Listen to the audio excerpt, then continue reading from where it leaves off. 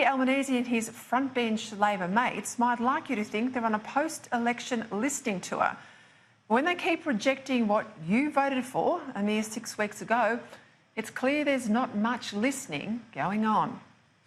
Every election has its key battlegrounds, the issues that sway people's votes.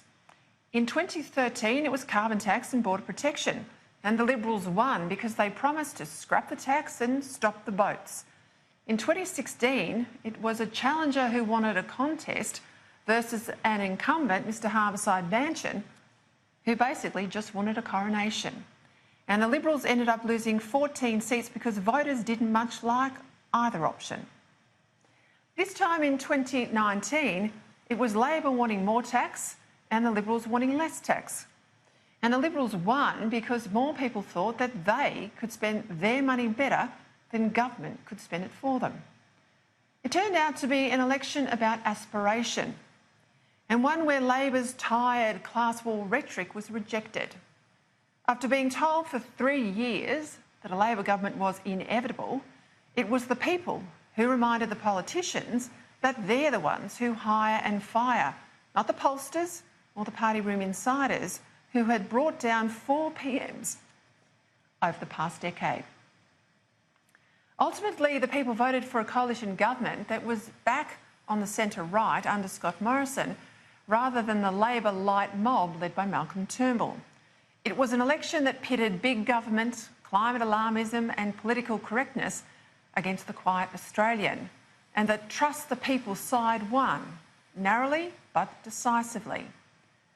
When a party loses an election, the most important lesson for the loser is to accept that it was the party that got it wrong, not the voter.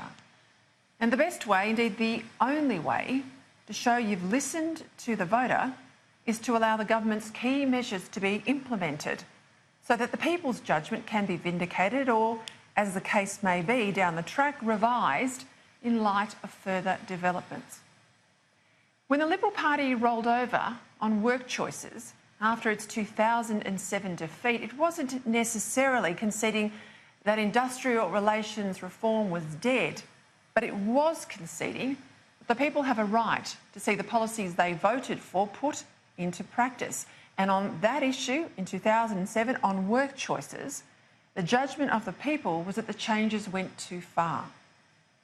At heart, Labor is still in denial about losing the unlosable election. And the only way to get the monkey off their back and to show voters that they respect the people's vote is for Labor to swallow their pride and let the Liberals' tax cuts get through the Parliament.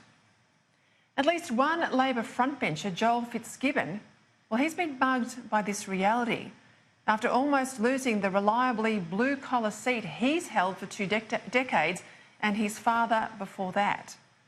Fitzgibbon says that Labor needs to support the government's tax package and support it in full.